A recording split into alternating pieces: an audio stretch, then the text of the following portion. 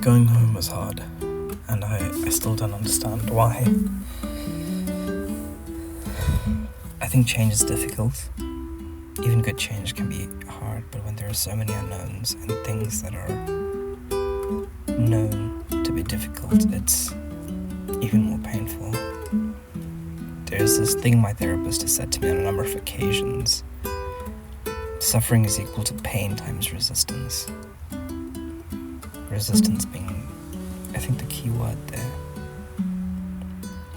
The distinction between pain and suffering.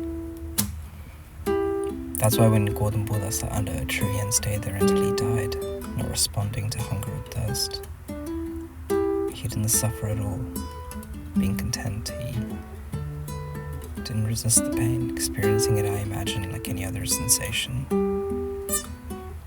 But I'm not Gautam Buddha, at least I'm not the one from the stories. Pain for me is experienced as something severe and that demands a reaction.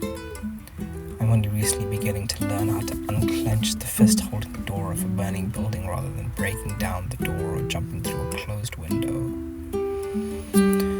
Only recently learning to not trust my own senses enough for me to recognize that the building is not burning at all. The chicken curry is just slightly overcooked on the stove.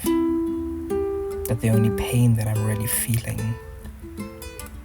is the pain that I feel from a shattering ankle catching me as I fall 2 stories after jumping out of a building. A building with a very intact and in fact very sturdy staircase.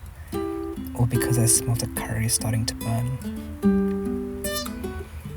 When I was home this time around, I was so anxious I had difficulty getting through the days that learning to unclench my fist around the door handle served me well and not further hurting myself. But I could not get my body to relax all the way for enough of the time. I missed Anjali so much, and all of my anxiety about moving and changing and the future all focused itself on the tunnel vision feel of her hand in mine that... And I thought about how scary it would be to be without her. Unconsciously, for I was cautious about where I let my conscious mind go. But my feelings were still there. I struggled to enjoy what was there in front of me. My mother's birthday, my time in my parents' house with my parents. But I really did try, and in so many ways I really did win that fight.